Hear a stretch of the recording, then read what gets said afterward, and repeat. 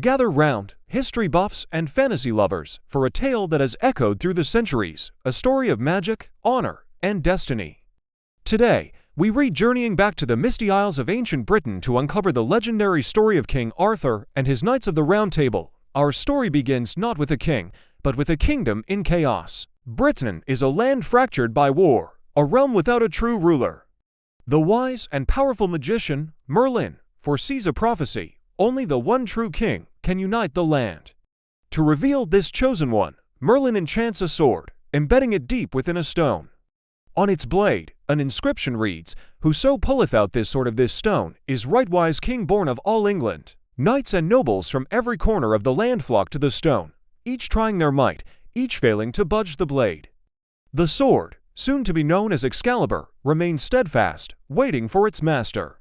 It seems the kingdom's hope for a savior is lost. Enter a young, unassuming boy named Arthur. He isn't a knight or a lord.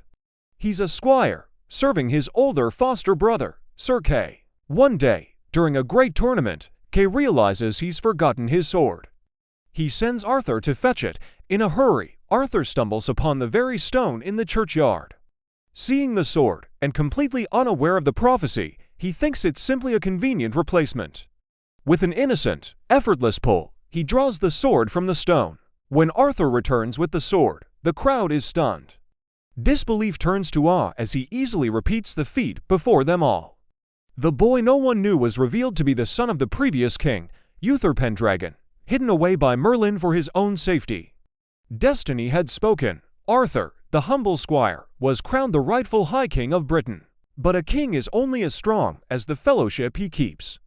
Arthur knew that to truly unite his kingdom, he needed to do away with the old ways of jealousy and rivalry that plagued the nobility. He envisioned a new order of chivalry, one built on equality and justice. And so, he commissioned a magnificent round table to be built in his great hall at Camelot. Why round? Because at a round table, there is no head. No single knight could claim a place of greater honor than another. Everyone who sat at this table, from the mighty Sir Lancelot to the pious Sir Galahad, was equal in the eyes of their king. This was the birth of the Knights of the Round Table, a brotherhood sworn to uphold a code of chivalry, to protect the weak, to be merciful, and to fight for justice and the good of all.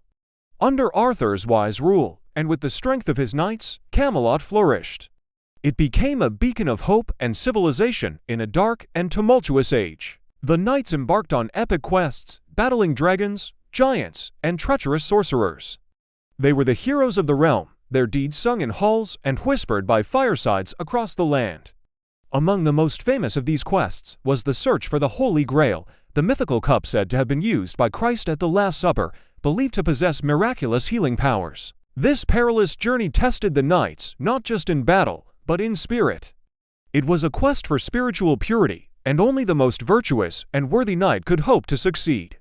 Sir Galahad, the purest of them all, eventually found the Grail, ascending to the heavens in a moment of divine glory. But even the brightest light casts a shadow. Camelot's golden age was not destined to last forever. The fellowship began to crumble from within. The forbidden love between Arthur's most trusted knight, Sir Lancelot, and his beloved queen, Guinevere, sowed seeds of discord. This tragic affair was discovered and exploited by Arthur's illegitimate son, the villainous Mordred, who craved the throne for himself. Mordred's treachery ignited a devastating civil war that tore the kingdom apart. Brother turned against brother, and the dream of Camelot began to fade. The conflict culminated in the fateful Battle of Camlan. There, on a field soaked with the blood of heroes, Arthur and Mordred met for one final, tragic confrontation. Arthur struck down the traitor, but in his final moments, Mordred dealt the king a mortal wound. As Arthur lay dying, he commanded one of his last surviving knights, Sir Bedivere, to return the magical sword Excalibur to its mystical origin.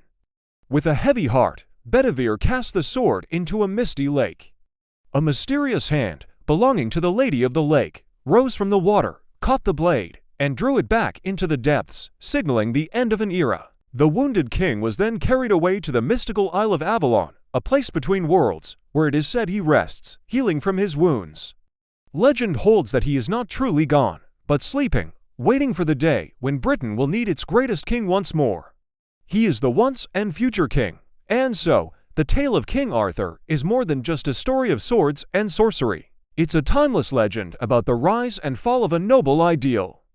It teaches us about leadership, honor, the fragility of peace, and the enduring hope that even in our darkest hour, a hero will rise. The stories of Arthur, Merlin, Lancelot, and the Knights of the Round Table have inspired countless books, poems, and films, proving that the magic of Camelot is as powerful today as it ever was. It reminds us to strive for our own round table, a world of equality, justice, and courage. Thank you so much for joining me on this journey into legend. What's your favorite part of the Arthurian saga? Let me know in the comments below. If you enjoyed this story, please give this video a like and subscribe to the channel for more adventures into history and myth. We'll see you in the next one.